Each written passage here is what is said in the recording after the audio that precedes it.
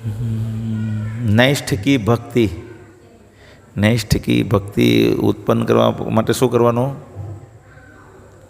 નૈષ્ઠ કી ભક્તિ કરવા માટે શું કરવાનું? નિત્યમ ભાગવત સેવયા. નિત્યમ એટલે હંમેશા, રોજ. ભાગવત એટલે ભગવદ્ ગીતા, ભગવાનના સંબંધમાં જે પણ છે તે, એટલે ભાગવત સેવયા, એનું સેવન કરવું. સેવન કરવું એટલે ખાઈએ તેને સેવન કરેલું કહેવાય, દવા પીએ તેને દવાનું સેવન કરેલું કહેવાય. એવી રીતના આનું રીડિંગ કરીએ, વાંચીએ, શાસ્ત્રનું અધ્યયન કરીએ તો એનું સેવન કરેલું કહેવાય. તો નિત્યમ ભાગવત સેવયા. નિત્યમ એટલે હંમેશા ભગવાનના સંબંધમાં બધી ભગવદ્ ગીતા છે, ભાગવત છે, એ બધું વાંચવું જોઈએ. કોણ કોણ તમારામાંથી માળા કરે છે? આ લાંબો હાથ ઊંચો કરે, એમ ટૂંકો હંટાય નહીં કંઈ હોય. મારી પાસે અહીંયા કંઈ પથ્થર નથી. હે આખો લાંબા કરો, લાંબા. तुम नहीं करते हो तो हाथ लांबा करो. माताजी माँ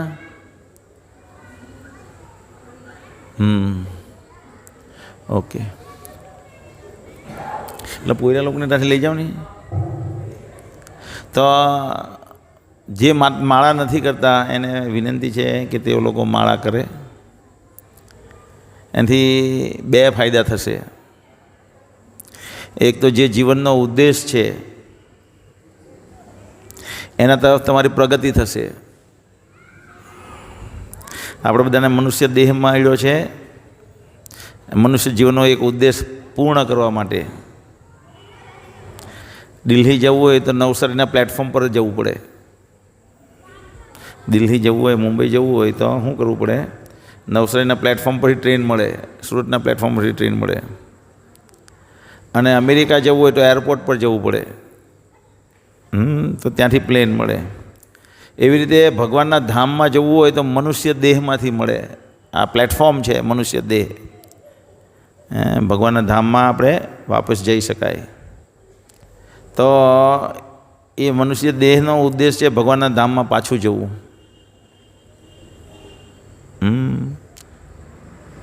કેમ જવું આજે જોશું આપણે.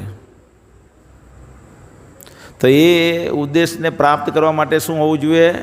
મંત્ર લેવો પડે. એક નંબર 1 મંત્ર લેવાથી ઓટોમેટિક કેવી રીતના થાય છે, દવા પીવાથી રોગ કેવી રીતના થાય છે ખબર નથી આપણને. આપણે લઈએ ગિલોય વટી, બધા જાણતા હશો ગિલોય વટી, રોગ પ્રતિકારક શક્તિ વધારે. એના ગુણ એવા છે એ ગિલોય વટીના કે એ લેવાથી ઓટોમેટિક રોગ પ્રતિકારક શક્તિ વધે.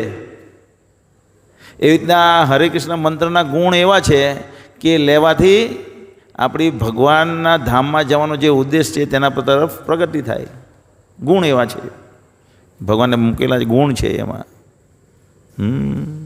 પાણી પીવાથી તરસ છીપાય, શાંતિ મળે, ગરમીમાંથી રાહત મળે, કારણ કે પાણીના ગુણ એવા છે. તો એક છે મંત્ર લેવાથી જીવનના ઉદ્દેશ તરફ પ્રગતિ થાય. બીજું ખુલ જાય બંધ કલ કા તાલા. અત્યારે ભગવાન જે દેખાતું નથી ત્યાં મગજ પહોંચાડવું અને એને સમજવું ભારી લાગે. જે જોઈ નહીં શકતા ભગવાન અને ભગવાનનું ધામ આપણે જોઈ નહીં શકતા તેને સમજવું ભારી લાગે. જેમ કે ઘણા લોકો ઇલેક્ટ્રોનિક્સ એન્જિનિયર હોય તો એને માઇક્રો પ્રોસેસર ચિપ્સ સમજવી બહુ ભારી લાગે, હેલી લાગે.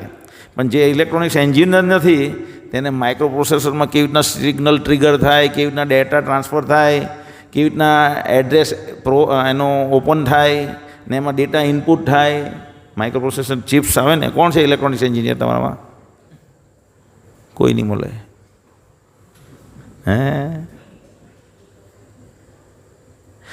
માઇક્રો પ્રોસેસરની ચિપ જે આવે ને એમાં એડ્રેસ બાર આવે. અત્યંત ચિપની અંદર 64 એડ્રેસ બાર આવે. અલગ અલગ કોમ્બિનેશનથી અલગ અલગ એડ્રેસ નંબર ખુલે અને એ એડ્રેસ પર એક વસ્તુ લખાયેલી હોય એ એના ડેટા પર આવી જાય અને એ પછી પ્રોસેસ થવા જાય આગળ. જેવી રીતના એક સોસાયટીમાં 50 ઘર હોય, 50 ઘરના 50 નંબર હોય. આ ભાઈ જાય પ્રિયાંક, તમારું નામ ભૂલી ગયો, પ્રતિક. પ્રતિક જાય પેલા ઘરમાં, એટલે એ ઘરવાળાઓ ખોલે, એક લેટર આપે, બીજા એડ્રેસ પર જાય, ત્યાં એ લેટર આપી આવે. તો એવી જ રીતે સેમ પ્રતિક જેવી રીતના કરે, એવી રીતના સિગ્નલ કામ કરે પ્રોસેસરમાં. પણ જે ઇલેક્ટ્રોનિક્સ એન્જિનિયર નથી તે જોઈ નહીં કે આ બધું, જે ઇલેક્ટ્રોનિક્સ એન્જિનિયર નથી તે આ બધા સિગ્નલ્સ મૂવ થાય છે એ જોઈ નહીં શકે, અને આ કાર્ય થઈ રહ્યું છે એવી રીતના જોઈ નહીં શકે. પણ જે ઇલેક્ટ્રોનિક્સ એન્જિનિયર છે એની બુદ્ધિ પૂરતા પ્રમાણમાં વિકસિત થયેલી છે, તો એ જોઈ શકે. તો એવી જ રીતે અત્યારે ભગવાનના સંબંધમાં જે પણ જ્ઞાન છે તે કંઈ દેખાતું નથી, એટલે સમજવું ભારી છે. તો હરે કૃષ્ણ મંત્ર લેવાથી ખુલ જાય બંધ કલકા તાલા. એટલે બધાને વિનંતી છે. અને ત્રીજું એક કાર્ય થાય છે. આ બે મુખ્ય ફાયદા. ત્રીજું ઓટોમેટિક બધી ઉપાધિ, જે પણ ઉપાધિ છે આ જગતની, એ ઉપાધિમાંથી ભગવાન મુક્તિ આપે છે, આપણને બચાવી લે છે. એ ઓટોમેટિક એક સાઈડમાં છે. ખાવાનું ખાઈએ, પાણી પીએ, એટલે શરીરમાં ગરમી ને જે પણ બધી ક્રિયાઓ છે, બાયોલોજિકલ ક્રિયાઓ થાય, અને પિશાબ ઓટોમેટિક થાય. એ બાય પ્રોડક્ટ છે. તેવી રીતે બાય પ્રોડક્ટ છે કે આ જગતમાં આપણે શાંતિથી જીવીએ શકીએ, બધી ઉપાધિઓથી ભગવાન ટેન્શનમાંથી મુક્તિ આપે. તો 3 કાર્ય થાય છે હરે કૃષ્ણ મંત્ર લેવાથી ઓટોમેટિક. ને છતાં પણ આપણે લઈએ નહીં, એટલે આપણે કેવા કહેવાય? હોશિયાર કે એટલે જે નથી લેતો એ હોશિયાર કહેવાય કે કેવા કહેવાય? કોણ નથી લેતું? હાથ ઊંચો કરો. હવે નહીં હાથ ઊંચો કરે.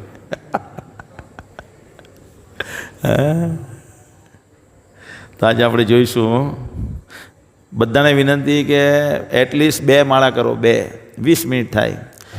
અને જે લોકો કરે છે એને અનુભવ પૂછી જુઓ. આ કોઈ હંબગ વસ્તુ નથી. અહીંયા 100, 150, 200, 500 માણસ, 200 થી 300 માણસ એવા હશે તમને મળશે જે માળા કરતા હશે. અલગ અલગ દિવસે અલગ અલગ પ્રોગ્રામ થાય, એટલે બધા એમાં આવે ને. તમે હજી ઓવરવ્યૂમાં છો, 1 વર્ષથી તમે જોડાયેલા છો, 6 મહિના 8 મહિનાથી, 5 વર્ષથી જોડાયેલા, 10 વર્ષથી જોડાયેલા, એવી રીતના અલગ અલગ વર્ષથી જોડાયેલા લોકો છે ને. એને તમે પૂછો કે માળા કરવાથી શું ફાયદો થયો, પરિણામ પરથી ભાઈ એટલીસ્ટ આપણને વિશ્વાસ નહીં આવે તો પરિણામ પરથી તો થાય ને કે હા વાત સાચી છે. તો તમને બધાને વિનંતી કે કમસે કમ 10 મિનિટ 1 માળા કરતાં થાય શરૂઆતમાં, અને ધીમે ધીમે પ્રેક્ટિસથી 7 થી 8 મિનિટ થશે 1 માળા કરવામાં, અને 2 માળા કરવામાં 15 મિનિટથી 20 મિનિટ થશે. એટલે પ્રેક્ટિસથી 20 મિનિટ, પ્રેક્ટિસ વગર 20 મિનિટ, પ્રેક્ટિસથી 15-16 મિનિટમાં થઈ જાય. તો એટલું ભગવાનને આપવાનું છે. 1 રૂપિયો બીજો આપવાનો નથી. ઘરે માળા કહેવાય, અને માળા લેવાના 80 રૂપિયા, 150 રૂપિયા, જે કેટલા થાય ભાઈ માળા? વિશ્વક્ષેન કથા શું? 100 રૂપિયા માલાના 100 રૂપિયા થાય. તમારી પાસે 100 રૂપિયા નહીં હોય તો પેલું 1 માળા લેવો, પછી 1 લખો, 2 લખો, 3 લખો, એમ 108 માળા લખી લેવાનું. તો એવી રીતના પણ માળા થાય ને, એટલે ફ્રીમાં. તો બધા હવે માળા કરશે કે નહીં કરે? હાથ ઊંચો કરો. બધા કરશે, હાથ ઊંચો કરે. Very good. ચાલો. તો આજે આપણો સૌથી પ્રિય મિત્ર કોણ છે? આજનો સબ્જેક્ટ છે આપણો સૌથી પ્રિય મિત્ર કોણ છે? તો ભગવદ્ ગીતાના 5મા અધ્યાયનો 29મો શ્લોક છે. ભોક્તારામ યગતપસામ સર્વલોક મહેશ્વરમ સુહૃદમ સર્વભૂતાનામ જ્ઞાત્વા મામ શાંતિમ રિચ્છતિ. બધા શાંતિ માટે દોડી રહ્યા છે, શાંતિ માટે. તો એ શાંતિમ રિચ્છતિ કે શાંતિ પ્રાપ્ત ક્યારે થશે? જ્યારે ભગવાનને જાણશે, ત્યારે ભગવાન સાથેનો સંબંધ સ્થાપિત કરશે ત્યારે, અને શાંતિથી સુખ આવશે. તો આપણો પરમ મિત્ર કોણ છે? દરેક પોતાના જીવનમાં એવો મિત્ર ઈચ્છે છે કે એનો પરમ મિત્ર હોઈ શકે. આપણે જ્યારે વૈભવ હોય, આપણું સુખ સમૃદ્ધિ હોય, ત્યારે તો આપણા બહુ બધા મિત્રો હોય ને. અને જ્યારે આપણે તકલીફમાં આવી જઈએ, દુઃખમાં આવી જઈએ, ત્યારે બધા મિત્રો આપણો સાથ છોડીને જતા રહે. અને જો કોઈ મિત્ર થોડોક સારો પણ હોય અને આપણે દુઃખમાં આવ્યા તો આપણી સાથે પણ રહે, પણ મૃત્યુ પર્યંત જ્યારે આપણું મૃત્યુ આવે ત્યારે આપણો મિત્ર, આપણી પત્ની, આપણા સગાવાલા, આપણા પુત્ર કોઈ આપણને સાથ આપી શકે નહીં. આપણને તો એવો મિત્ર જોઈએ જે આપણું મૃત્યુ આવે તો પણ આપણને સાથ આપે, આપણો સાથ નહીં છોડે. અને મૃત્યુ પછી આપણે બીજી જગ્યાએ જઈએ તો પણ આપણને સાથ આપે. એક ભાઈ હતા, એની 4 પત્ની.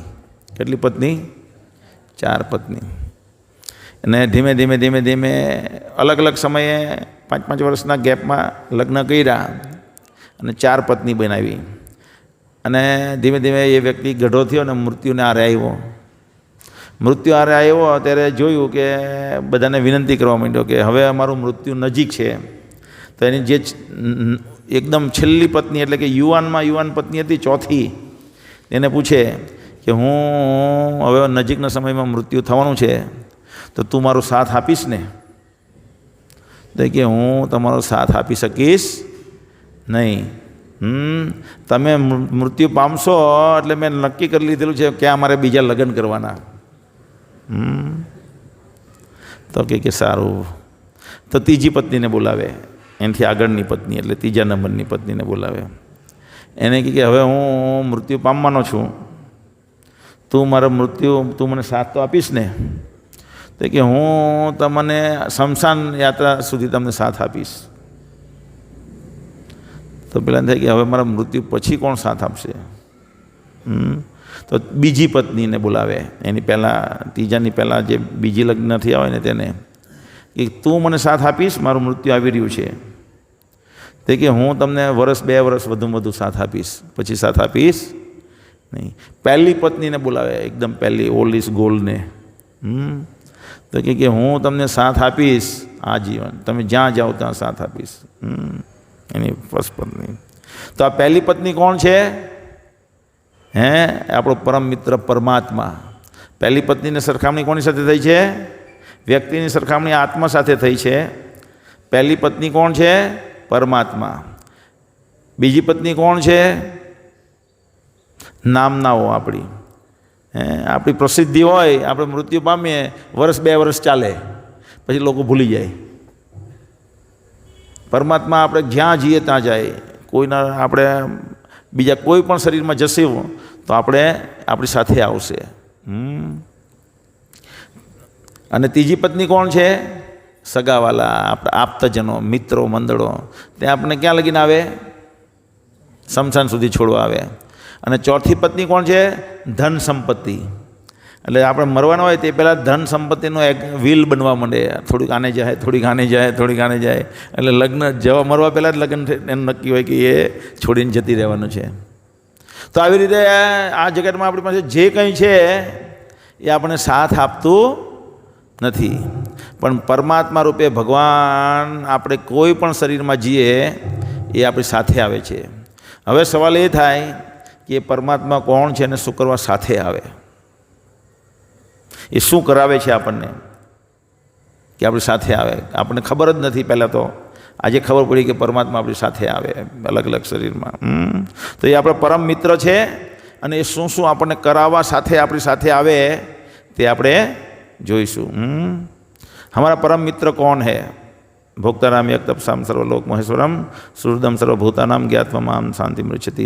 मुझे समस्त यज्ञों तथा तपस्याओं का परम भोक्ता, समस्त लोकों तथा देवताओं का परमेश्वर एवं समस्त जीवों का उपकारी एवं हितैषी जानकर मेरे भावनामृत में, जो भावनामृत से पूर्ण पुरुष भौतिक दुखों से शांति प्राप्त करता है. જે ભગવાનને આવી રીતે જાણે, બધી રીતે પરફેક્ટ, બધી વસ્તુના ભોગતા છે, બધા લોકના માલિક છે, દેવતાઓના પણ પરમેશ્વર છે, બધા જીવોના ઉપકારીને હિતેશી છે, એ લોકો વાસ્તવમાં શાંતિ પ્રાપ્ત કરી શકે. તો આજે આપણે જોઈશું પરમાત્મા હમારા પરમ મિત્ર, प्रिय मित्र. मित्र की परिभाषा, परमात्मा कौन है? परमात्मा जीवात्मा का सच्चा मित्र. हमारे जीवन में परमात्मा की भूमिका, परमात्मा को का अनुभव कैसे कर सकते हैं? परमात्मा के प्रति असुर और भक्त का दृष्टिकोण। परमात्मा जीवों की इच्छाओं की पूर्ति करते हैं, कैसे? परमात्मा सुख दुख का अनुमोदन करते हैं। ये આગલા શુક્રવારે જોઈશું, આગલા મંગળવારે જોઈશું। परमात्मा निरीक्षक और अनुमति देने वाला, ये पण આપણે આવતા મંગળવારે જોઈશું। क्या हमारे कर्मों के जवाबदार परमात्मा है? આપણે આવતા મંગળવારે જોઈશું। मृत्यु के समय परमात्मा की भूमिका, ये આજે પણ જોઈશું। तो परमात्माने समझवा पहला આપણે કૃષ્ણ એ આપણા માટે શું પ્રોગ્રામ બનાવ્યો છે તે સમજીએ। પહેલાં ભગવાન કૃષ્ણએ આપણે ભગવાનના ધામના નિવાસી છીએ। ત્યાં નિત્ય નવયૌવન હંમેશા 16 વર્ષના બાળક બનીને ભગવાન સાથે આનંદમય જીવન જીવીએ છીએ। અત્યારે બધાનું એક ફિક્સ ત્યાં સ્થાન છે। મેં ઘણી વખત ઉદાહરણ બતાવ્યું તમને કે એક કંપનીનો મેનેજર હોય, એ કંપનીમાં એની એક મેનેજિંગ પોસ્ટ હોય, પણ રોડ પર એનાથી કોઈનું એક્સિડન્ટ થઈ જાય તો 5-6 મહિનાની સજા થઈ જાય। સજા થયા પછી પાછો એ કંપનીમાં એ જ પોસ્ટ પર નિયુક્ત થઈ જાય। એને એ પોસ્ટ હતી જ, પણ થોડીક વાર જેલમાં ગયો અને પછી પાછો એ પોસ્ટમાં આવી ગયો। તેવી જ રીતે આપણું બધાનું ભગવાનના ધામમાં એક ફિક્સ સ્થાન છે। અત્યારે આ ભૌતિક જગતરૂપી જેલમાં આવ્યા છીએ અને જ્યારે ભાન થશે, કેવી રીતના ભાન થશે તે આપણે જોઈશું। અને જ્યારે ભાન થઈ જાય ત્યારે આપણે એ સ્થાનમાં પાછા અવસ્થિત થઈ જઈએ। તો એ સ્થાનમાં આપણે કેવું જીવન જીવીએ છીએ? 16 વર્ષના બાળકનું, રોજ જ નવી નવી રમત, આનંદમય જીવન છે। દુઃખ શું કહેવાય એ ખબર જ નથી। બધા જીવો, જેટલા બી જીવો છે એટલે બધા માટેનું આ જીવન છે। અને અત્યારે એનાથી વિપરીત પરિસ્થિતિમાં મુકાયા છીએ। આપણે ભગવાનથી સ્વતંત્ર રહીને, અલગ રહીને આનંદ મેળવવાની ઈચ્છા કરી અને ભગવાનથી છૂટા પડી ગયા। આપણે સંબંધ કાપી નાખ્યો એટલે આપણી વેલ્યુ જતી રહી। જેવી રીતે આ લેપટોપ છે, ને એની અંદર બધી કીબોર્ડમાં કી છે। તો કીબોર્ડમાંથી એક ઉપરનું કી નીકળીને નીચે પડી જાય ને એકલી અટુલી રહે તો એની શું વેલ્યુ? કોઈ વેલ્યુ ખરી? પણ એને ઉચકીને પાછી આ કીબોર્ડની સાથે એટેચ કરી દેવામાં આવે તો એની વેલ્યુ। તેવી રીતે ભગવાન સાથેનો આપણે સંબંધ કાપી નાખ્યો। કેમ કાપી નાખ્યો? જેવી રીતે એક છોકરો હોય, એને પપ્પા હંમેશા આંગળી પકડીને એની રીતે ચાલતા હોય, ચાલ્યા એની પપ્પા એની સાથે ચાલે ને, અને છોકરો કહે પપ્પા તમે જ્યારે હોય ત્યારે મને જાન લઈ જાય ત્યાં મારી આંગળી પકડીને લઈ જાઓ, મારે એકલું રહેવું છે, મને છોડી દેવું। તો પપ્પા એને કહે સારું, પ્રેમવશ શું કહે, જા બેટા। તો એને છોડી દે તો આ રોડ પર જતો રહે, હોર્ન વાગે, આ વાગે, તે વાગે, આ વાગે, તે ફલાણો, બહુ હોર્ન વાગે ને આ ગભરાઈ જાય છોકરો। બધી ટ્રક જોઈ, આ ટ્રક જોઈ, પેલી જોઈ, દોડતો પપ્પા પાસે આવે ને પપ્પા પાછા એને ભેટી જાય। તો એવી રીતે ભગવાનથી આપણે સ્વતંત્ર રહેવાની ઈચ્છા કરી અને અત્યારે આ જગતમાં ભટકી રહ્યા છીએ, અલગ અલગ યોનિઓમાં।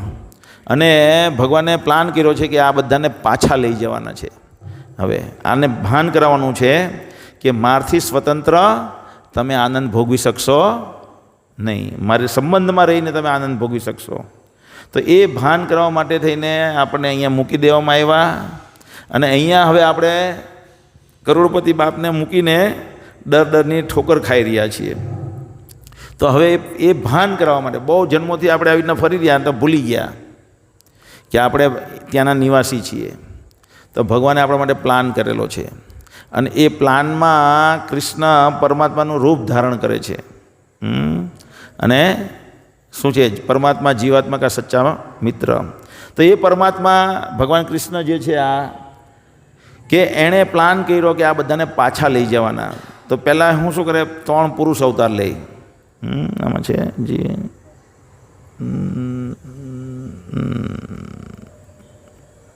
તો એ પરમાત્મા રૂપે વિસ્તારિત થાય છે અને દરેક પહેલાં પુરુષ અવતાર તરીકે શું થાય છે? મહાવિષ્ણુનું રૂપ લે છે અને એમાં મહત્તત્વ એટલે આ ભૌતિક જગતની રચના માટેના જે બધા પદાર્થ છે એ એકત્ર થાય છે, એને મહત્તત્વ કહેવાય। ઘર બનાવે તે પહેલાં રેતી મંગાવીએ, સિમેન્ટ મંગાવીએ, ઈંટ મંગાવીએ, પાણી લઈ આવીએ, મજૂર બોલાવીએ, પછી ઇન્ટિરિયરનું સામાન લઈ આવીએ, ત્યારે ઘર બને ને. તેના માટે બધા સાધન ને પૈસા બધું જરૂરી છે. તો પહેલાં એ બધું હોવું જોઈએ તો જ ઘર બને ને. તો એવી રીતે આ જગત બને ત્યારે એના માટેના જે તત્વો છે એને 24 તત્વોને એકત્ર કરે મહાવિષ્ણુ, અને પછી બ્રહ્માંડનું સર્જન કરે, ને પછી એ બ્રહ્માંડની અંદર પ્રવેશે. તો જે બ્રહ્માંડનું સર્જન કરે એને એને કારણોદાયકશાહી વિષ્ણુ કહેવાય. બધા બ્રહ્માંડનું સર્જન કરે એને. પછી એ બ્રહ્માંડની અંદર પ્રવેશે, અને પ્રવેશી અને એ બ્રહ્માંડની અંદર બધી વિવિધતા બનાવે, અલગ અલગ લોક બનાવે. આ લોકમાં આવું જીવન, આ સ્ટાન્ડર્ડ ઓફ લાઈફસ્ટાઈલ, આ જેમ કે ગાંધર્વ લોક. તો ગાંધર્વ લોકમાં કેટલા બહુ બધા જે બધા રહે છે તે બહુ નિપુણ હોય ગાયકમાં. શું હોય? નિપુણ. સિદ્ધ લોક. તો એ લોકમાં એવા બધા લોકો હોય કે જે બધી સિદ્ધિઓ ધરાવતા હોય. આમ ઉડે અને બીજી જગ્યાએ જતા, ઉડે અને બીજી જગ્યાએ જતા રહે સિદ્ધ લોકમાં.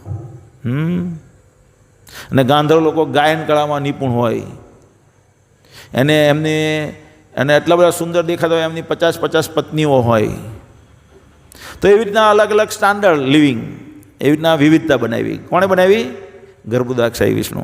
અને ક્ષીરદોક્ષાહી વિષ્ણુ એટલે કે આ પરમાત્મા, ક્ષીરદોક્ષાહી વિષ્ણુ એ દરેકના હૃદયમાં પરમાત્મા રૂપે બિરાજમાન થાય. કણ કણમાં ને ખાલી જગ્યામાં બધી જગ્યાએ પરમાત્મા રૂપે રહે. ક્ષીરદોક્ષાહી વિષ્ણુ શું કરવા રહે આગળ જોઈશું. અહીંયા ભગવદ્ ગીતામાં એની પુષ્ટિ થાય છે. ઈશ્વર સર્વભૂતાનામ હૃદયસુ અર્જુન તિષ્ઠતિ, ભ્રામાયણ સર્વભૂતાની યંત્રરૂઢાની માયયા. ભગવાન દરેકના હૃદયમાં પરમાત્મા રૂપે બિરાજમાન છે, અને દરેક જીવને અલગ અલગ શરીર આપીને આ જગતમાં ફેરવે છે.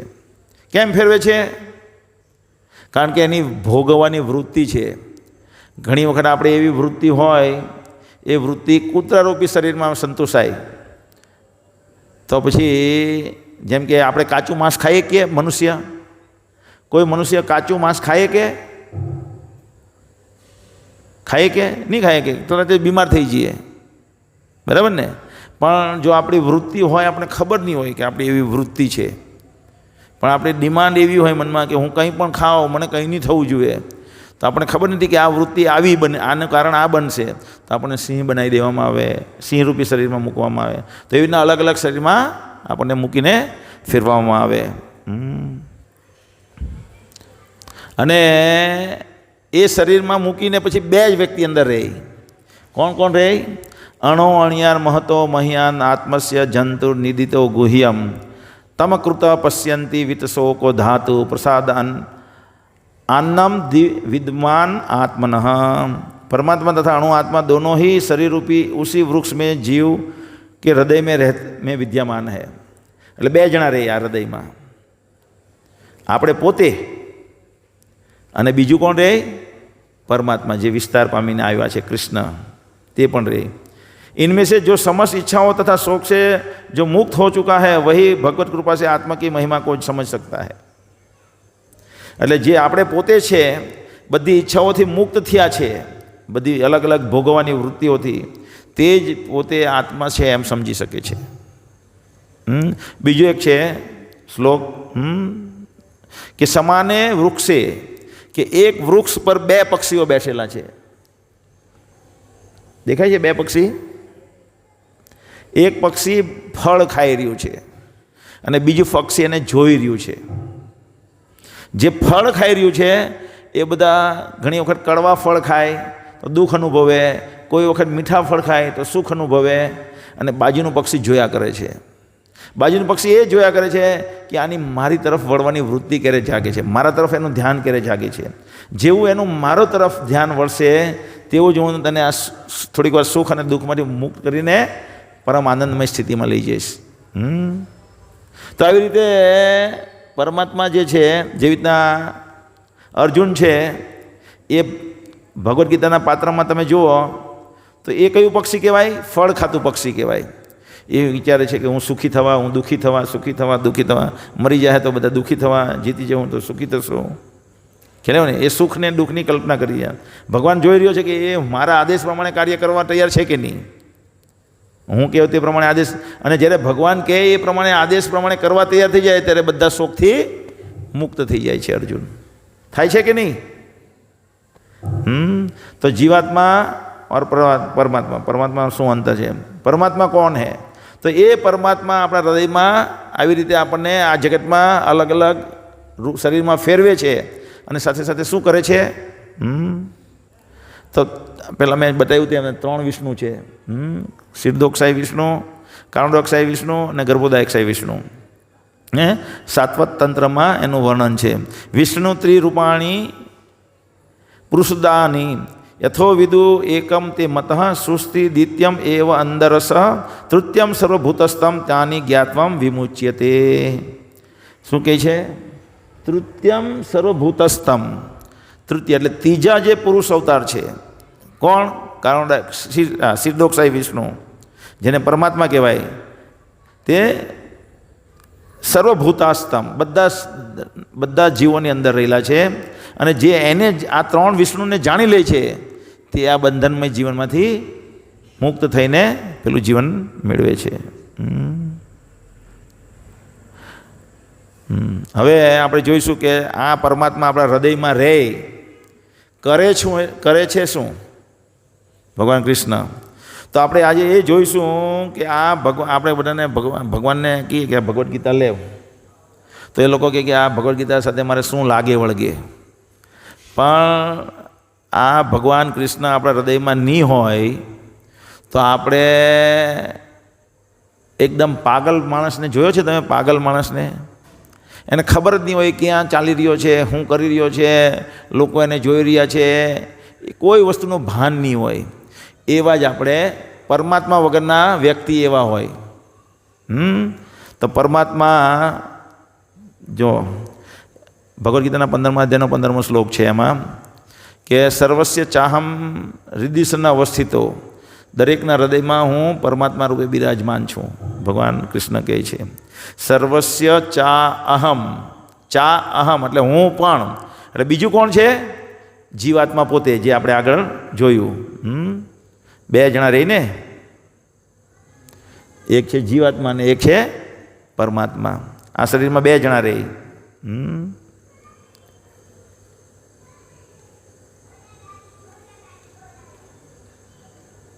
તો સર્વસ્ય ચાહમ, હું પણ રહું છું સાથે, તો એ પરમાત્મા રૂપે રહે છે. સર્વસ્ય ચાહમ હૃદય અવસ્થિતો. પછી એ શું કરે? મત્ત સ્મૃતિ, એટલે મારામાંથી વિસ્મૃતિ આવે છે.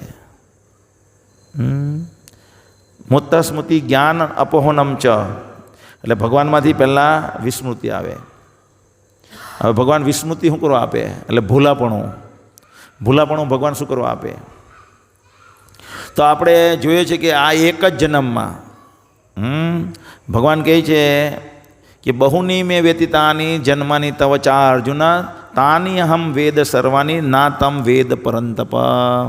આપણે બધા લોકો જોઈએ છીએ કે આપણે અમુક વસ્તુ યાદ રહે, અમુક વસ્તુ ભૂલી જઈએ છીએ. તો આપણે શું ભૂલી જઈએ છીએ? કે આપણે આત્મા છીએ એવું ભૂલી જઈએ છીએ. ભગવાન કહે તારાને મારા અનેક જન્મ થઈ ગયા, એ બધાને હું જાણું છું, તું નથી જાણતો. તો આપણે કેમ ભૂલી જઈએ છીએ? પ્રશ્ન એ થાય કે આપણે કેમ ભૂલી જઈએ છીએ? તો એટલા માટે ભગવાન ભૂલાવી દે કે એક જ જીવનમાં આપણે કેટલા બધા પાપ કર્યા છે, કેટલા બધા પાપો કર્યા છે, અને કેટલી બધી એ પાપનું ફળ ભોગવવા માટે દુઃખ ભોગવી રહ્યા છીએ. જો એ દુઃખ તાજું રહે તો આપણે જે ભોગવવા માંગેના પ્લાન છે એ ભોગવી ન શકીએ. જેવી રીતે આપણે બધા લોકોને પેલી પાકિસ્તાન ને ઇન્ડિયાની ક્રિકેટ મેચ હોય, વન ડે, તો બહુ ગમે ને જોવાની. એટલે આપણે તો અત્યારે નહીં જોતા હોઈએ, પણ જે બીજા બધા લોકો છે એને તો બહુ ગમે. પાકિસ્તાન ને ઇન્ડિયાની મેચ હોય વન ડે, અને એ પણ પેલી વર્લ્ડ કપની ફાઇનલ હોય, મોટું સ્ક્રીન લગાવી દે, ગલીએ લગાવે અને બધા જોવા બેસે. અને એવામાં કોઈનો ફોન આવે કે તને જે બહુ વાલું છે, તારી પત્ની એક્સપાયર થઈ ગઈ, તો પેલો મેચ જોઈએ કે ગમે એટલી સારી મેચ રસપ્રદ હોય, પણ એનું વાલું જે છે એ જતું રહ્યું તો એ જોઈ શકે નહીં. એવી રીતે આપણે ભોગ આ જગતમાં કરવા હોય તો આપણને જો દુઃખ જે અનુભવ્યા છે જીવનમાં એ જો તાજા ને તાજા રહે, એ ભૂલાય જ નહીં, તો આપણે ભોગવાની વૃત્તિ આગળ વધી શકે નહીં. એટલા માટે ભગવાન ભૂલાવી દે. એને એવી રીતના આપણે બીજી રીતે જોઈએ તો અનેકો એક જ જન્મમાં એટલા બધા દુઃખ અનુભવ્યા છે, તો કરોડો કરોડો જન્મથી આપણે આ જગતમાં ફરી રહ્યા છીએ. કોઈ વખત આપણને દેડકો હતા ને સાપ ગળીને ખાઈ ગયો, એ અત્યારે યાદ આવે, લાઈવ રહે, તો આપણે ભોગવીએ કે આ શરીર ન ભોગવીએ કાંઈ. ઘણી વખત આપણને એકદમ ક્રૂરતાથી આપણી આ હત્યા કરી દેવામાં આવી, એ આપણને યાદ હોય તો આપણે શરીર ભોગવી શકીએ નહીં. તો એટલા માટે આપણી ભોગવાની વૃત્તિને આગળ વધારવા માટે ભગવાન એ ભૂલાવે આપણને પરમાત્મા રૂપે આપણા હૃદયમાં રહીને. તો હવે આપણે પ્રશ્ન થાય કે ભગવાન આવું કેમ ભૂલાવડાવે? કારણ કે આપણે ભગવાનથી છૂટા થઈને ભોગવાની તમન્ના કરી છે, અને ભગવાન આપણને રોકે કેમ નહીં? આવી રીતના ભગવાન આપણને ભગવાનના ધામમાં જ રહેવા દે ને, અહીંયા શું કરવા મોકલી આપે? ખ્યાલ આવે ને? તો એ એવી જ વાત છે. મેં પેલું છોકરા જેવું તમને સમજાવ્યું કે જીદ કરી. જેવી રીતના પિતા, એક નાનો છોકરો, પપ્પા મને આઈસ્ક્રીમ લઈ આપો, પપ્પા મને આઈસ્ક્રીમ લઈ આપો. શિયાળામાં જીદ કરે તો પપ્પાને ખબર છે કે આ આઈસ્ક્રીમ એના માટે સારો નથી, પણ છતાં એને લઈ આપે કે એની જીદને લીધે પિતા એને આઈસ્ક્રીમ લઈ આપે, અને પેલાને શરદી થઈ જાય. તો શરદી લઈ જાય પછી વ્યવસ્થા, એને દવારૂપી વ્યવસ્થા કરી આપે એને સારું કરવાની. તેવી જ રીતે ભગવાન સાથે આપણે જીદ કરી, મારે થોડુંક સ્વતંત્ર રહેવું છે, મારે સ્વતંત્ર રહેવું છે. તો ભગવાન જાણે છે કે આ સ્વતંત્ર રહેવામાં આનું કોઈ કલ્યાણ નથી, પણ છતાં આપણી ઈચ્છા હતી એટલે સ્વતંત્ર રહેવા માટે અહીંયા મોકલી આપ્યા. અને હવે જો તું સ્વતંત્ર રહીને જો તું હવે અનુભવ, સુખી રહી શકે છે? નથી રહી શકતો. એટલે વ્યવસ્થા કરે છે પાછા લઈ જવાની, આ ભગવદ્ ગીતા શાસ્ત્રો મારફત. ખ્યાલ આવ્યો ને? તો આવી રીતે ભગવાન આપણને ભૂલાવે, કારણ કે આપણે વૃત્તિ છે કે આપણે પ્લાન છે કે મારે આ ભોગવવું છે, અલગ અલગ વસ્તુનો ભોગ કરવો છે, મજા કરવી છે અલગ અલગ. જેમ કે આ જીવનમાં બી આપણે જોઈએ ને, પહેલાં હીરો હોન્ડા લઈ લઈએ, પછી કાર લઈ લઈએ, પછી બંગલો લઈ લઈએ, પછી સારા એરિયામાં બંગલો લઈ લઈએ, પછી અમેરિકામાં બંગલો લઈ લઈએ, મુંબઈમાં બંગલો લઈ લઈએ, મુંબઈમાંથી પછી સાઉથ મુંબઈમાં બંગલો લઈએ, સાઉથ મુંબઈથી પછી ક્યાં જઈએ? સિંગાપુરમાં બંગલો લઈએ. ત્યાં પછી અલગ અલગ આપણા છોકરા એડવેન્ચર ટ્રેકિંગ કરવા જાય, આ કરવા જાય, ફલાણો કરવા જાય ને બધી અલગ અલગ લાઈફસ્ટાઈલ ભોગવે, અને પછી ત્યાંથી અમેરિકા જતા રહે, ન્યૂયોર્કમાં જાય, ન્યૂયોર્કમાંથી લોસ એન્જલિસ જતા રહે. કેમ? અલગ અલગ ભોગ કરવા છે. તો એ ભોગ કરવાની આપણી વૃત્તિ છે, એના માટે થઈને આ જીવનમાં આવી અલગ અલગ વૃત્તિ છે. એવી જ અમુક વસ્તુ અલગ અલગ શરીરમાં ભોગવી શકાય. એક જ આ જ શરીરમાં બધી વસ્તુ ન ભોગવી શકીએ. એટલે એટલા માટે ભગવાને અલગ અલગ શરીર પણ બનાવ્યા આપણા. કેટલા? જલજા 9 લક્ષાણી સ્થાવરમ લક્ષંતી, 9 લાખ પ્રકારના શરીર પાણીની અંદર બનાવ્યા. હવે સ્વિમિંગ કરવા જઈએ આપણે, સ્વિમિંગ કરવું હોય તો પેલું હું પહેરીને જઈએ આપણે, પણ એમાં નેચરલ જે મજા આવે ને સ્વિમિંગ કરવાની, તે માછલી જેવી સ્વિમિંગની મજા આપણે ન માણી કરીએ. તો સ્વિમિંગની ઈચ્છા હોય તો માછલી બનવું પડે. ખ્યાલ આવ્યો ને? તો ભગવાન માછલીનું શરીર આપે, એવી રીતના ઝાડના શરીર આપે, એવી રીતના ચિત્તાનું શરીર આપે. તો જલજા 9 લક્ષાણી સ્થાવરમ લક્ષંતી 20 લાખ ઝાડપાનનું શરીર છે. સ્થાવરમ લક્ષણની કૃમિઓ સંખ્યા 11 લાખ જંતુ જીવાત છે, સરીસૃપ છે. પક્ષીણામ 10 લક્ષાણી 10 લાખ પક્ષીઓ છે. ત્રિમસા લક્ષણની પાસવ 30 લાખ પશુઓ છે. તો આ બધી યોનિઓમાં ભગવાન આપણને ફેરવે છે અલગ અલગ શરીરે, અને દરેક યોનિમાં આપણે જઈએ ત્યાં ભોગ કરવા માટે આપણી સાથે આવે. કેવી રીતના ભોગ કરાવે? પરમાત્મા જ્ઞાન પ્રદાતા. જે લોકો ભગવાનને માને છે તેને પણ ભગવાન જ્ઞાન કરાવે છે, અને જે નથી માનતા એને પણ જ્ઞાન કરાવે છે. એને ભોગનું, એને જે ભોગવવું છે એનું જ્ઞાન કોણ કરાવે? પરમાત્મા. નહીં તો એ ભોગવી શકે નહીં. જેમ કે ભગવાન જે બી જરૂરી છે એ શરીરમાં ભોગવવા માટેનું જ્ઞાન ભગવાન પૂરું પાડે. એ ભગવાન જો જ્ઞાન પરમાત્મા રૂપે જ્ઞાન પૂરું નહીં પાડે તો આપણે એ પણ ભોગવી ન શકીએ. જેમ કે ગરોળી ઈંડા આપે, પછી ઈંડા આપીને એ તો જતી રહી, એને ઈંડાનું સેવન ન કરે, એને કાળજી નહીં લઈ, પછી એમાં થોડાક દિવસ થાય એટલે ચ્યું ચ્યું ચ્યું કરતું પેલું બચ્ચું બહાર આવે ગરોળીનું, અને બહાર આવે ને તરત આમ કરે, આમ જીભ ફેંકે અને શિકાર કરી નાખે. કોણે શીખવાડી? કોણે ટ્રેનિંગ આપી? હે? પરમાત્મા રૂપે ભગવાન ટ્રેનિંગ આપે ને કે આવી રીતના તું કર તો તારું જીવન ચાલશે. ગાય છે એ તો પેલા ગોવળિયાના વિયાય, પણ જંગલમાં પણ ગાય વિયાય, બચ્ચા વિયાય, તો એને કોણ ટ્રેનિંગ આપે કે તારી માનું દૂધ અહીંયા આચળ છે ત્યાં દૂધ લે તો તું બચીશ, નહીં તો નહીં બચીશ.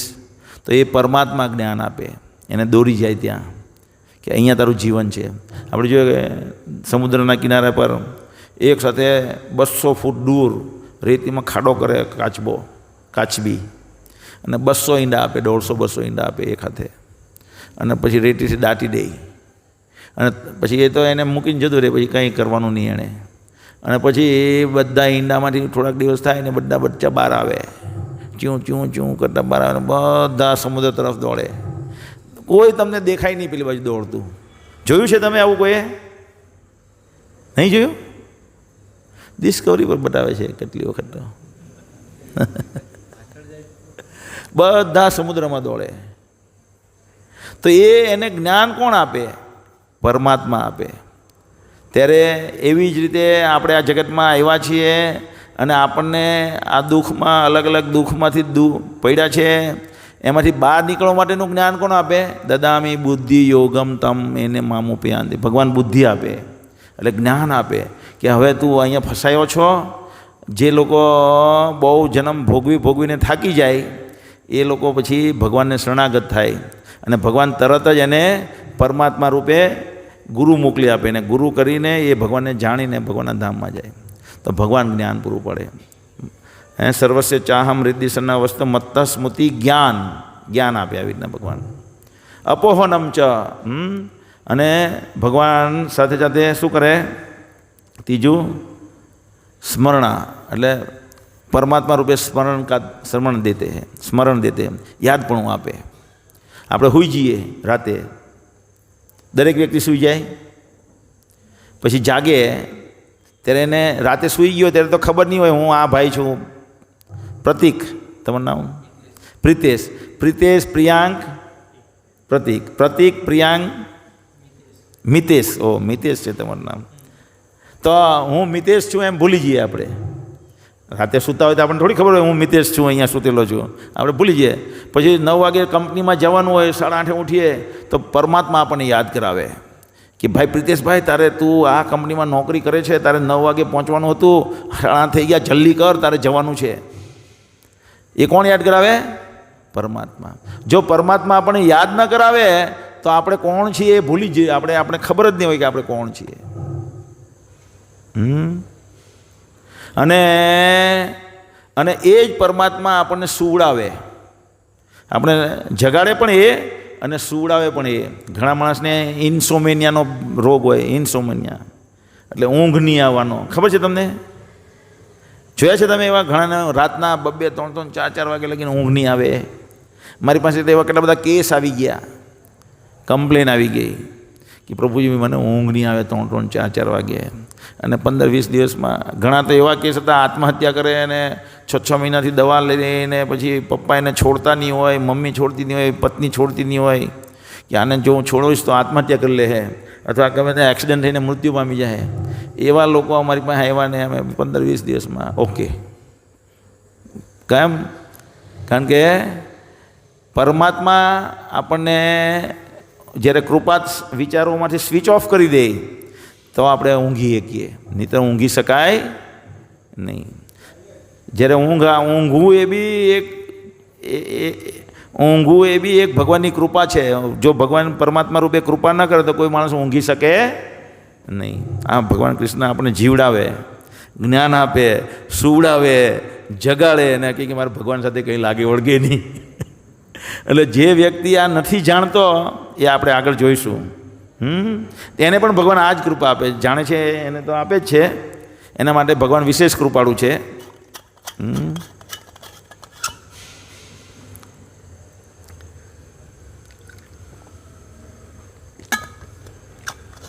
પછી જ્યારે પ્રલય થાય, પ્રલય થઈએ ત્યારે આપણે સુષુપ્ત અવસ્થા, વર્ષો લગીને સુષુપ્ત અવસ્થામાં સૂઈ રહીએ.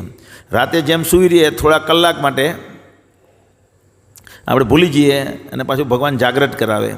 એવી જ રીતે જ્યારે આપણું મૃત્યુ આવે ત્યારે થોડાક મહિના માટે ભગવાન આપણને સુવરાવી દે અને પછી જાગ્રત કરે કે તારે આ પાછલા જન્મમાં આ ભોગવવું હતું, હવે લે મેં તને કૂતરારૂપી શરીર આપ્યું છે, હવે કૂતરા જેવો ભોગ કરતું. લે હવે મેં તને સુવરરૂપી શરીર આપ્યું છું, હવે તારે સુવર જેવું શરીર ભોગવવું હતું, લે હવે તું સુવરરૂપી શરીર ભોગવ. એ ભગવાન યાદ કરાવે ને એ રીતે આપણા કાર્ય થઈ જાય બધા પરમાત્મા. અને એવી જ રીતે પ્રલય થાય ત્યારે આપણે વર્ષો સુધી સૂઈ રહીએ અને મહાપ્રલય થાય ત્યારે આપણે બધા કારણોદાયક સાહેબ વિષ્ણુના શરીરમાં સૂઈ રહીએ. 311 ટ્રિલિયન યર્સ પ્રલય ક્યારે થાય? મહાપ્રલય 311 ટ્રિલિયન યર્સ પછી થાય. તો આપણે વિષ્ણુના શરીરમાં એટલા જ સમય માટે સૂઈ રહીએ અને પછી પાછું જ્યારે સર્જન થાય ત્યારે પાછા આપણને એ જે પ્રવૃત્તિમાં સૂતા હોય, મેં આજે શું પ્રવૃત્તિ હતી? પ્રવચન સાંભળતા હતા. કાલે ક્યાં જવાનું છે? નોકરી કરવા જવાનું છે. આજે સૂઈ જાઉં, કાલે સવારે નોકરી કરવા જવાનું. ને પછી શું કરવાનું? પત્ની છે, આ છે, તેનું ધ્યાન રાખવાનું છે. સમાજમાં મારો આ મોભો છે તેનું ધ્યાન રાખવાનું છે. એવું જ ચાલે ને અત્યારે. તો એવી જ રીતે જ્યારે મહાપ્રલય થાય ત્યારે સૂઈ ગયા હોય પછી આપણી જે વૃત્તિ હોય તે જ વૃત્તિ પ્રમાણે પાછો ભગવાન આપણે શરીર આપે ને પાછું કામ શરૂ થાય. આપણે વૃત્તિ વાંદરા જેવી હોય તો વાંદરા જેવું શરીર મળે, કોઈની વૃત્તિ કૂતરા જેવી હોય તો કૂતરા જેવી, કોઈની વૃત્તિ મનુષ્ય જેવી હોય તો એને મનુષ્ય બનાવી દેવામાં આવે, કોઈને વૃત્તિ દેવતા જેવી હોય તો એને દેવતાનું શરીર આપવામાં આવે. એને એકસાથે બધી યોનિઓ જનરેટ કરવામાં આવે. તો એ પરમાત્મા આપણને સ્મરણ કરાવે મૃત્યુ વખતે, પ્રલય વખતે, સૂતા જાગતા બધું. परमात्मा का हमारी मृत्यु और पुनर्जन्म के समय की में भूमिका, तो ये परमात्मा की कृपा जयरे आपणे जोई परमा भगवान कृष्ण अपनी बाजू में जोई कि आने भोग करवो छे, हवे आ शरीर में वधु भोग करी सके एम नथी। घणी वखत आपणे जोईए ने गधा माणस एकदम नकामू शरीर थई जाए, खाई नहीं के कहीं नहीं करी के, त्यारे परमात्मा एने शरीर में बहार काढ़े ए पोते अने बीजा शरीर में माना गर्भरूपी शरीर जे शरीर प्राप्त थो ने एवा शरीर में लई जाए। आ परमात्मा करे। परमात्मा प्रेणे का दाता। हवे घणी वखत बहु बड़ी कला में शोध संशोधन थाय। घणा लोग आर्टिस्टिक बहु मस्त आर्टिंग ड्रॉइंग करे, घणा लोग बहु मस्त ट्यून नवी नवी शोधी आवे, घणा बधा लोग साइंटिस्ट लोग नव नवी शोध करे। तो आ बधी शोध अत्यार सुधीमां ए लोकने शोधथी शोध नथी थई, भगवान ने प्रेरणा आपे अचानक अने पछी ओ आनो आ रिजल्ट छे। एटले केवी रीते आ स्पीकर बनाववुं छे तो एटले कोई व्यक्ति एम विचारे कि हूँ बोलूँ ते 5 जणा ज सांभळी शके छे, पण मारे एवुं कंई यंत्र बनाववुं छे जे बोलवाथी 100 लोग एक साथे सांभळी शके। तो एना माटे मारे यंत्र बनाववुं होय तो हूँ शोध करवा बेसूँ तो शोधाशे नहीं। पछी भगवान हृदय में प्रेरणा आपे, आवी रीतना कर, आवी रीते कर अने तने अने पछी एवी रीते करे छे अने जोई छे कि ओ 100 लोग सांभळी शके। पछी एना लीधे थियरी बनावे, थीसिस कहेवाय ने, साइंटिस्ट लोग थीसिस लखे ने कि आ केवी रीते बन्युं। ए लोकना संशोधनथी नथी बन्युं, रिजल्ट मळी गयुं। जेम के तमे बहु बधा उदाहरण जो मोजेक नामनो एक हतो म्यूजिशियन, तो ये बहु नवी नवी ट्यून ली आवे। तो ये कि मने आ बधी ट्यून केवी रीतना प्राप्त थई, एनी आत्महत्या आत्मा शुं कहेवाय ऑटोबायोग्राफी ने शुं कहेवाय आत्मकथा में लखे छे कि हूँ जयरे आम करीने हृदय में अंदर में परमात्मा आम ध्यान करूँ तो मने अंदरथी प्रेरणा मळे कि आम कर। आर्किमिडीसनुं नाम कोणे कोणे सांभळ्युं तमारामांथी? तमे सांभळ्युं छे? कोण हता? हाँ, क्यांना? इजिप्ट के यूरोपियन कंट्रीना हता, बराबर? हाँ, यूरोपियन कंट्री। तो आर्किमिडीस ने एक वखत राजाए कीधुं कि मने तू एवं सूत्र बतावी आप जेथी करीने शुद्ध सोनानुं परीक्षण थई शके। અને જો ત્યાં સંશોધન કરીને ન આપ્યું તો તારું મૃત્યુ છે એમ સમજવાનું. અને ભાઈ મૂંઝાઈ ગયા, બહુ દિવસ પ્રયત્ન કરે, મળે જ નહીં. અને એક દિવસ અચાનક જ એને થાય કે આવી રીતના શોધ થાય અને નાતા બહાર નીકળી જાય, યુરેકા. એટલે મેં શોધી કાઢ્યું. તો એ ભગવાન અંદરથી પ્રેરણા આપે. મોટે ભાગના લોકો ધંધા કરે તો એમ નહીં સમજવાનું કે એની બુદ્ધિથી કરે છે. 99.99% 100% જ ગણી લેવું નહીં, 100% લોકો જે પણ ધંધા કરતા હોય ભગવાને પ્રેરણા આપ્યું એના હૃદયમાં, આમ કર તારું જીવન ચાલશે. એના દ્વારા એ લોકો ધંધા કરતા હોય, એને લીધે એની આજીવિકા ચાલતી હોય. એ પ્રેરણા કોણ આપે? પરમાત્મા હૃદયમાં આપે. ત્યારે જ બધી વસ્તુની શોધ થાય. જેમ કે પેલી શકુંતલા એક બેંગ્લોરની સર્કસમાં કામ કરતો હોય ને, એની છોકરી હોય, તો એને કોઈ પણ ગુણાંક આપો અને પરમાત્માથી એને ઇન્ટ્યુશન મળે અને તરત જ જવાબ આપી દે. તમે જો કેલ્ક્યુલેટરમાં કે એક્સેલની ફાઇલમાં 12 કરો, કોઈ પર 12 અંક ગુણ્યા 12 અંક બીજા, તો એનો તમને જવાબ મળી જશે. પણ 13 અંક ગુણ્યા 13 અંક તો એરર બતાવી દે, કોઈ બી હજી બી કેલ્ક્યુલેટર નહીં આવ્યું. અને એ શકુંતલાને પૂછવામાં આવ્યું કે તું આના જવાબ બતાવો, એમ કરીને 1 જ સેકન્ડમાં 2 જ સેકન્ડમાં જવાબ આપી દે. એ ગણે નહીં, ઇન્ટ્યુશન આપે ભગવાન. અને પેલા કેલ્ક્યુલેટર લઈને પાછા સાયન્ટિસ્ટ અડધો કલાકે રિઝલ્ટ લાવે અને સેમ મેચ થાય. બહુ બધા લોકો બેસે ત્યારે 13 ગુણ્યા 13 કરીએ કે અડધો કલાકે. તો આ પ્રેરણા જે છે દરેક વસ્તુની, એ પણ ભગવાન આપે છે. દરેક વસ્તુની પ્રેરણા. ને જેટલી બી મોબાઈલ હોય કે આ દુનિયામાં જેટલી બી સાયન્ટિફિક શોધ થઈ છે ને, સાયન્ટિસ્ટ લોકો પોતે શ્રેય લઈ જાય, પણ એટલું યાદ રાખવાનું એની પ્રેરણા ભગવાને આપી. બહુ બધા પ્રયત્ન કરવા પછી પણ એનું સોલ્યુશન નહીં આપતું હોય ત્યારે એક દિવસ ભગવાન એને પ્રેરણા આપે, આમ કર. મારો એક બિઝનેસ છે, તેમાં પણ ભગવાને આવી રીતના જ પ્રેરણા આપેલી. તેનું મને આજથી 15 વર્ષ પહેલાં રિયલાઇઝેશન થયેલું. ત્યારે હું ભગવાનને પ્રાર્થના કરી કે ભગવાન તમે આટલા મારે આ એક પર એક પટ્ટી આવી રીતના ગોઠવવી છે ને એ કેવી હું 1 વર્ષથી પ્રયત્ન કરું છું, ગોઠવાતી નથી. અને તમે આટલી સરસ ફૂલની અંદર પાંખડી કેટલી સરસ મુલાયમ ગોઠવી દીધી છે, તો મને કૃપા કરો કે મને બી એવું. અને ભગવાને પ્રેરણા આપી ને આમ કર, અને મારું એ મશીન મેં ડિઝાઇન કરેલું, અત્યારે પણ એ ધંધો ચાલે છે. તો એવી રીતના રિયલાઇઝ પણ થયું છે મને, એમ કહેવાનું કે ભગવાન પ્રેરણા આપે. હવે પરમાત્મા કા અનુભવ કરના, તો આપણે પરમાત્માને કેવી રીતના અનુભવી શકાય? તો જ્યારે આ ભગવાન વિશેનું વિજ્ઞાન આપણે સમજીએ, આપણે જોઈએ કે ઘણા લોકો, અમે પ્રવચનમાં આવીએ ત્યારે આપણે બોલીએ ને પહેલાં, ઓમ જ્ઞાનતિમિરાંધસ્ય જ્ઞાનાંજન શલાકાય ચક્ષુર્મિલિતમેન તસ્મૈ શ્રી ગુરુવે નમઃ, નમો વિષ્ણુપાદાય. તો આપણે વૈષ્ણવ આચાર્યને ભગવાનને પ્રાર્થના કરીએ છીએ કે મારી કોઈ ક્ષમતા નથી બોલવાની, તમે જે મને પ્રેરિત કરશો એ હું બોલીશ, એ પ્રાર્થના હોય છે. ઘણી વખત આપણે જોઈએ કે બહુ બધા લોકોને એકદમ શાર્પ મેમરી હોય અને ઘણા લોકોને બિલકુલ યાદ પણ નહીં હોય. તો આ બેઉ કેસમાં પરમાત્માથી જ હોય. પરમાત્મા એને કૃપા આપી હોય તો એને બધું યાદ હોય, અને જેને પરમાત્માની કૃપા નહીં હોય એને કંઈ પણ યાદ નહીં રહે. તો આવી રીતે આપણે પરમાત્માને અનુભવ કરી શકીએ. ભક્તો और રાક્ષસો કા પરમાત્મા કે પ્રતિ વ્યવહાર. તો આપણે જોયું કે દરેક વસ્તુની પ્રેરણા કોણ આપે? ભગવાન આપે. અને એના દ્વારા એ લોકો બધા નવા નવા સંશોધનો કરે, અને પછી શું કહે? મેં કર્યું. અને એ સંશોધન દ્વારા એ લોકો એવું કરે કે ભગવાન જેવું કંઈ છે જ નહીં એવું વિજ્ઞાન લઈ આવે. રાક્ષસો જે છે, અસુરો છે, એ લોકો શું કરે?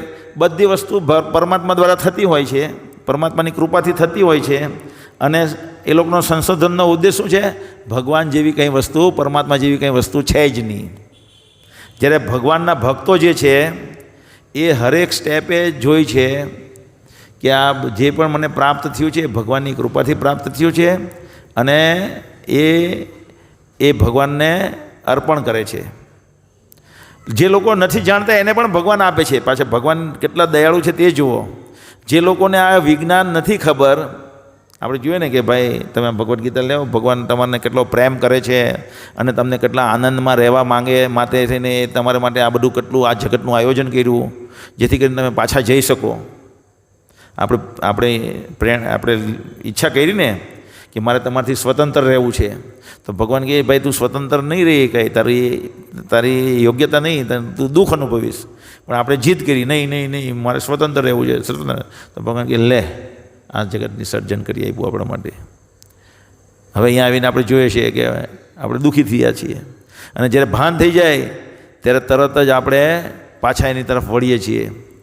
અને જેવું આપણે એની તરફ વળીએ છીએ શોધવા માટે, એને પ્રાપ્ત કરવા માટે, તરત જ એ આપણને પકડી લે છે. તરત જ આપણને જે ગુરુ પરંપરામાં ચાલતા આચાર્યો, સાચી શોધ નીકળી આપણામાં એટલે સાચા ગુરુ અને સાચા પરંપરામાં આવતા ગુરુને મોકલી આપે અને ભગવાનના ધામમાં આપણને પાછા લઈ જાય. તો જે ભગવાનના ભક્તો છે એ ભગવાનને આવી રીતના જુએ છે. જ્યારે અસુર છે એ ભગવાને જ આપેલી વસ્તુને ભગવાનને નકારે છે. હિરણ્યકશિપુ, પ્રહલાદ મહારાજ, પ્રહલાદ જતાં એને બહુ હેરાન કરે એના પપ્પા હિરણ્યકશિપુ, બહુ હેરાન કરે, મારવાનો પ્રયત્ન કરે, બહુ પ્રયત્ન કરે, પણ પ્રહલાદ મળતા નથી અને તે થાકી જાય. હિરણ્યકશિપુ હંમેશા આનંદ મારે અને એક દિવસ પૂછી પાડે પ્રહલાદને કે મને સમજમાં નહીં આવતું, આ મેં પહેલાં બી કીધું છે આ દ્રષ્ટાંત તમને અહીંયા, મને એ સમજમાં નથી આવતું કે તારામાં આ શક્તિ ક્યાંથી પ્રાપ્ત થાય છે કે હું તને એટલો બધો મારવાનો પ્રયત્ન કરું છું છતાં તું આનંદમાં રહે છે. તો પ્રહલાદ કહે છે કે મારી અંદર જે શક્તિ છે એનો સ્ત્રોત અને તમારી અંદર જે મને મારવાની શક્તિનો સ્ત્રોત એક જ છે. ફરક એટલો છે કે હું સ્વીકારું છું કે એ ભગવાનમાંથી પ્રાપ્ત થાય છે અને તમે એમ વિચારો કે એ મારામાંથી આવે છે, પણ તમારામાં પણ એ ભગવાનમાંથી જ આવે છે. તો દરેક વ્યક્તિ જે ભગવાનને નકારે છે એને પણ ભગવાન પૂરું પાડે છે. દુર્ભાગ્ય છે કે એ લોકો ઓળખી શકતા નથી. વાસ્તવમાં દરેક વસ્તુના કરતા પરમાત્મા છે. એક ચૈતન્ય મહાપ્રભુ જ્યાં હરે કૃષ્ણ આંદોલનના પ્રવર્તક છે આધુનિક યુગમાં, 500 વર્ષ પહેલાં ચૈતન્ય મહાપ્રભુ થઈ ગયા. કોને ખબર છે તમારામાંથી? કોને નથી ખબર? હાથ ઊંચો કરે. બસ એટલા નહીં ને, બાકી બધાને ખબર છે. એટલે ઘણા લોકોએ હાથ ખબર છે એમાં 5-6 જણાએ હાથ ઊંચો કર્યો, નથી ખબર એમાં 10 જણાએ હાથ ઊંચો કર્યો, એટલે 15 જણા. બાકીના બધા શું છે? તો જેને પાસે જે લોકો એમ નહીં ખબર પડતી, જેને લોકો ચૈતન્ય મહાપ્રભુ કોણ છે એ આપણે 15મું સત્ર છે જ, ચૈતન્ય મહાપ્રભુ કોણ હે ને એક નાની અમથી પુસ્તિકા છે તે પહેલાં અહીંયા એ 20, 25, 30, 35 રૂપિયાની આવશે. તો આ પ્રવચન પછી તમે અહીંયાથી લઈ શકો છો ચૈતન્ય મહાપ્રભુ કોણ છે. તો એ ચૈતન્ય મહાપ્રભુ આ આધુનિક યુગમાં ભક્તિ કરીને ભગવાનના ધામમાં પાછું કેવી રીતના જવાય એ સ્વયં કૃષ્ણ રૂપે આવીને બતાવી ગયા. તો એ જ્યારે બચપણ હોય ત્યારે નિમાય પંડિત તરીકે ઓળખાતો હોય, બહુ જ્ઞાની હોય, જબરજસ્ત, એટલે પંડિત તરીકે ઓળખાતા હોય. નિમાય એટલે નીમના પેડ એટલે લીમડાના ઝાડની નીચે એમનો જન્મ થયો હોય એટલે નિમાય પંડિત લોકો એને કહેતા હોય. તો એક વખત એક પંડિત હોય બહુ બીજો મોટો, એનું નામ કેશવ કાશ્મીરી. પહેલાં છે ને પહેલાં જેમાં અત્યારે કેમ ધીરુભાઈ અંબાણી એટલે મુકેશ અંબાણી અને અડાણી બંને વચ્ચે અત્યારે હરીફાઈ થઈ રહી. ફોર્બ્સની યાદીમાં કોણ પહેલો ધનવાન ચાલે છે ને? કયા નંબર પર આવ્યો? અડાણી. ભગવાન આટલી બધા ભણવામાં ને વર્લ્ડમાં 5મા નંબર પર આવી ગયો. વર્લ્ડનો 5મો નંબરનો ધનાધય થઈ ગયો. નામ શું પેલો? અડાણી. અને મુકેશ અંબાણીને પાછળ રાખી દીધો, 8મા નંબર પર આવી ગયો. તો બેવની હરીફાઈ થાય કે કોણ ફોર્બ્સ કોણ. તો પહેલાંના જમાનામાં આવી હરીફાઈ નહીં થતી હતી. પહેલાંના જમાનામાં ચર્ચા શાસ્ત્રાર્થ પર થતી હતી. શાસ્ત્રોમાં કોણ નિપુણ છે એના પર ચર્ચા. તો એક કેશવ કાશ્મીરી હોય, મોટો પંડિત, જ્યાં જાય ત્યાં બધાને હરાવે શાસ્ત્રાર્થમાં, ડિબેટ કરે અને પછી હરાવે અને પછી લખાવી લે કે હું આ કેશવ કાશ્મીરી સાથે શાસ્ત્રાર્થમાં હાર્યો છું, હસ્તાક્ષર કરાવી લે. તો એક વખત એટલે બધા લોકો અહીંથી બીતા હોય. ચૈતન્ય મહાપ્રભુ નવદ્વીપમાં રહેતા હોય, કલકત્તા પાસે આવ્યું નવદ્વીપ, તો ત્યાં આવે અને એમને ચેલેન્જ કરે. તો ચૈતન્ય મહાપ્રભુને કે એની સાથે ચર્ચામાં ઉતરે. એ કહે ચલો તમે ગંગા પર 100 શ્લોકની રચના કરો. ફટ ફટ ફટ ફટ ફટ ફટ ફટ કરીને 100 શ્લોકની રચના કરી નાખે કેશવ કાશ્મીરી. અને એ 100 શ્લોક ચૈતન્ય મહાપ્રભુ ફટ ફટ ફટ બોલી દે. અને પછી કહે જો આ 64 નંબરનો શ્લોક છે એમાં તે અહીંયા ભૂલ કરી છે. એની ભૂલ કરી તો દલીલ કરવા જાય. તો દલીલ કરવા જાય તો એનામાંથી કોઈ નવા વિચાર જ નહીં વ્યક્ત થઈ શકે. એનામાં કોઈ નવા પ્રેરણા આપણે જેમ બોલીએ એક પછી એક બોલીએ. ઘણી વખત અમારું બી અમને રિયલાઇઝ થાય કે અમારા પ્રવચનમાં બહુ સારા સારા શબ્દો નીકળે, અમને પોતાને આનંદ આવે. કેમ? કારણ કે પ્રાર્થના કરેલી છે શરૂઆતથી કે ભગવાન કૃપા કરીને આ લોકો ભગવાન કૃષ્ણ તરફ આગળ વધે એવા શબ્દ મારા મુખમાંથી નીકળે, અને જેથી મારું પણ કલ્યાણ થાય. કારણ કે જે હું બોલીશ તે મને પણ લાગુ પડવાનું છે અને તમને પણ લાગુ પડવાનું છે. તો એ વખતે પ્રવચનમાં સારું સારું નીકળે તો અમને બહુ આનંદ થાય. અને ઘણી વખત ભગવાનની ઈચ્છા નહીં હોય તો નહીં નીકળે સારા શબ્દો, એટલે જેથી કરીને જે તમને બેસાડવું હોય તે બેસી નહીં શકે. તો એવી રીતે આ કેશવ કાશ્મીરમાંથી શબ્દ જ નહીં નીકળે કંઈ પણ. તો એ દિવસે રાતે પછી હવે બહુ અહંકારી વ્યક્તિ હોય, હવે અહંકારી વ્યક્તિનું આવું ઘમંડ તૂટે એટલે એને તો બહુ લાજવા જેવું લાગે. એટલે બહુ લાજવા જેવું લાગે અને બધાની વચ્ચે એની લાજ જતી રહે. એટલે માતા સરસ્વતી પાસે જાય છે અને રાતના ખૂબ રડે છે. ત્યારે સરસ્વતી માતા એને રાતે સપનામાં કહે છે કે જેની સામે તું હાર્યો છે ને એ મારા આરાધ્ય ભગવાન કૃષ્ણ છે. તો એ તો બધાના આરાધ્ય છે. તો તું કાલે એની શરણાગતિ સ્વીકાર અને તું એમનો શિષ્ય બન. તો બીજા દિવસે એ જાય છે કેશવ કાશ્મીરી અને ભગવાન ચૈતન્ય મહાપ્રભુ પાસે માફી માંગે છે અને એને શરણાગત થઈને એક સારો ભક્ત બને છે આગળ જતા. તો આપણે જોયું કે આ ઉદાહરણમાં એટલા મોટા પંડિત હોય પણ એને પણ એક પણ વિચાર આવે નહીં. અને એક નહીં વિચાર આવે તો એ કેના લીધે નહીં આવે? ભગવાન એને પ્રેરણા નહીં આપે એના લીધે આવે. તો વાસ્તવમાં કરતા કોણ છે? ભગવાન. એક દ્રષ્ટિએ જોઈએ તો કૃષ્ણ ભગવાન કરતા છે. તો પછી આ દુઃખ કેમ આપણે ભોગવીએ?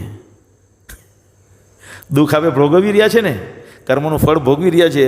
જો કરતા ભગવાન હોય, 5મા અધ્યાયમાં આપણે જ્યારે એડવાન્સ કોર્સમાં આવું ને આવતા મંગળવારે પણ આપણે જોઈશું આનો જવાબ. અને 5મા અધ્યાયમાં પણ આનો પ્રશ્ન છે કે ભગવાન કરતા હોવા છતાં કરતા નથી, કેવી રીતના નથી ને આપણે કેમ દુઃખ ભોગવીએ છીએ? કરતા જો ભગવાન હોય તો આપણે પાપનું ફળ કેમ લાગે? પ્રશ્ન જાગે ને.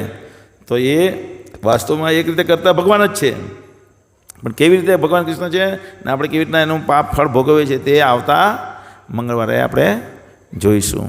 હરે કૃષ્ણ. કોઈને કંઈ પ્રશ્ન હોય તો પૂછી શકે છે. તો આ ભગવાન કૃષ્ણ તમે જુઓ